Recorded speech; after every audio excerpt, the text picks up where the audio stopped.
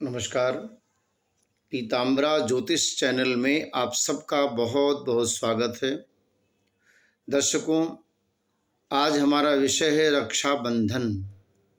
इस बार रक्षाबंधन 30 और 31 दोनों दिन पूर्णिमा है, तो कब मनाया जाए ये भ्रांति है, कारण कि मृत्युलोक की भद्रा भी है। 30 अगस्त को दोपहर के पहले 10:59 अर्थात 11 बजे पूर्णिमा लगेगी और मृत्युलोक की भद्रा भी लग जाएगी, जो रात्रि में 9:02 तक भद्रा रहेगी। और पूर्णिमा 31 तारीख की प्रातः 7:06 तक रहेगी। श्रावण माह में शुक्ल पक्ष पूर्णिमा तिथि को रक्षाबंधन ये मनाया जाता है। सूर्य सिंह राशि में, चंद्रमा कुंभ राशि में होते हैं और इस बार चंद्रमा शनि कुंभ राशि में रहेंगे। विष योग भी रहेगा। बहुत सावधानी पूर्वक ये त्यौहार, ये उत्सव मनाना चाहिए। सावधानियाँ की मृत्युलोक की भद्रा है, तो भद्रा में रक्षा नहीं बांधा जाता।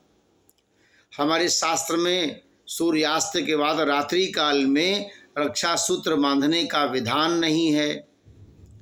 तो यद्यपि भद्रा 30 तारीख की रात्रि 9:02 पर समाप्त हो जाएगी, लेकिन रात्रि होने के कारण रक्षा सूत्र बांधने का नियम नहीं है।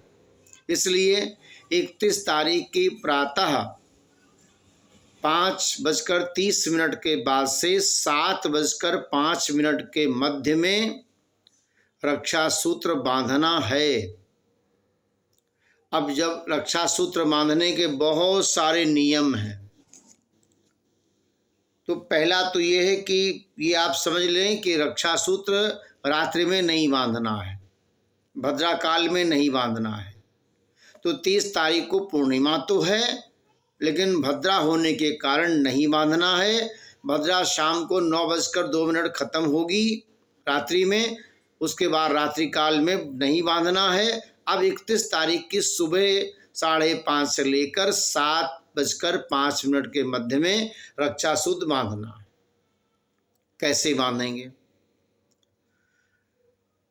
रक्षा सूत्र जो है, ये परंपरा कई हजार सालों से है। भगवान विष्णु ने राजा बलि के हाथ में बांधा था। क्यों? क्योंकि उनको अमरता का वरदान देना था। राजा बलि के हाथों में माता लक्ष्मी ने बांधा और बांधकर विष्णु को ले लिया था। ये हमने बहुत ही सूक्ष्म में बताया, कहानी बहुत लंबी है। कौन सा मंत्र होना चाहिए? हेन बद्धो बलि राजा दानवेंद्रो महाबला तेन त्वा मनुबधनामि रक्षे मां चल। हे रक्षा सूत्र, जिस तरह से राजा बलि बंध गए थे, उसी तरह से महादानी राजा बलि जिस तरह से रक्षा सूत्र में बंध गए थे, अपने वचन में बंध गए थे, वैसे ही ये रक्षा सूत्र जो मैं अपने भाई को बांध रही हूँ, इनकी सुरक्षा, इनकी आध्यात्मिक दैविक सुरक्षा होती रहे। मौली में 3 सूत्र होते हैं। 3 सूत्र बांधने का नियम है और तीनों सूत्र जो होते हैं उनका नियम इस तरह का है कि कहीं पर 5 धागे का सूत्र, कहीं पर 3, लाल पीला हरा, ये 3 सूत्र होना चाहिए। कहीं कहीं पर 5 सूत्र जो पंच तत्व या पंचदेव की बात की गई है और 3 सूत्र त्रिदेव की बात की गई है। हमारे शास्त्र में कहा जाता है कि मंत्र के बल से देवता बंध जाते हैं, तो रक्षा सूत्र में उस शक्ति आ जाती है। पूर्णिमा के दिन ये शक्ति रहती है, तो बांधना चाहिए। पूरब दिशा की तरफ बैठाकर भाई को मिष्ठान आदि खिलाकर, तिलक करके, आरती करके रक्षा बांधने का विधान है। जो जिन महिलाओं का, जिन कुमारी कन्याओं का जिनका विवाह नहीं हुआ है, उनके दाहिने हाथ में रक्षा सूत्र बांधे जाएं। ये शास्त्र नियम है। केवल रक्षाबंधन की बात कर रहा हूं, अन्य सूत्रों की बात नहीं कर रहा हूं। अन्य सूत्र में 9 वर्ष से अधिक की कन्या की बाईं कलाई पर ही रक्षा सूत्र बांधे जाते हैं, लेकिन रक्षाबंधन के दिन की बात कर रहा हूं।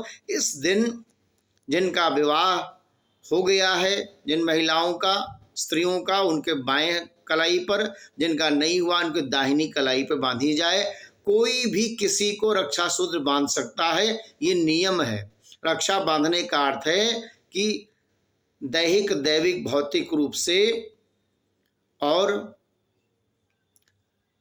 हर तरह की सुरक्षा, ज्ञान के लिए, बुद्धि के लिए, इन सब के लिए रक्षा सूत्र बांधा जाता है। इसमें 16 नियम होते हैं।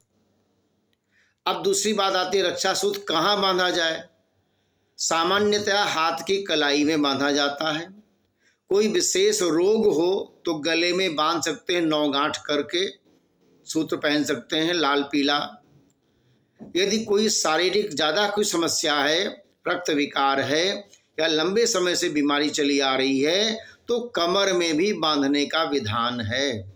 यदि कोई तंत्र मंत्र की घटना है, कोई तांत्रिक क्रिया की गई है, तो आपको लगता है कि हम पर कोई तंत्र मंत्र किया गया है, तब कमर में 9 गांठ बना करके और कमर में रक्षा सूत्र बांधना चाहिए। मंत्र यही होगा, एन बद्धो बलि राजा दानवेंद्रो महाबला तेन त्वा मनोबध नाम रक्षे माचल माचल।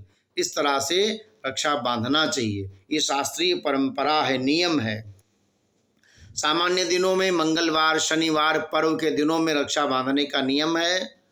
और रक्षा सूत्र को जब जो उतारा जाए, जो बंधी हुई है, पीपल की जड़ पर या बहते हुए जल में प्रवाहित करना चाहिए।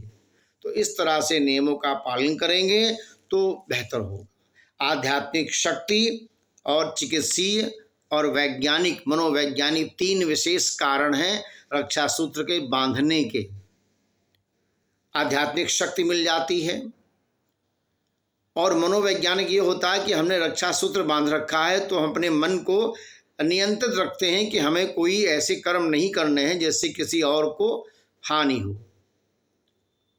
और कुछ लोग ऐसा करते हैं कि भगवान सामने संकल्प ले लेते हैं कि हमको ये रोग है या हमें ये वस्तु की मनोकामना कर लेते हैं, इसलिए हम ये काम ये बांध रहे हैं। कुछ लोग पीपल में बांध देते हैं।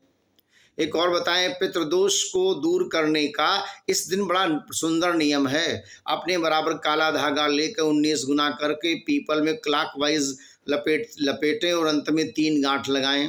ओम ब्रह्मणे नमः, ओम कुल देवाय नमः, ओम पितृदेवाय नमः।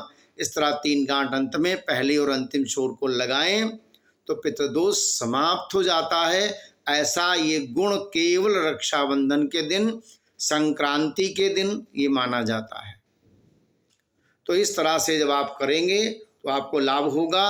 रक्षाबंधन के नियमों का, मुहूर्त का बिल्कुल ख्याल रखें तो बेहतर होगा। मन मानी नहीं करना है। मुहूर्त पर काम करने पर वास्तविक फल की प्राप्ति होती है। जय श्री राम।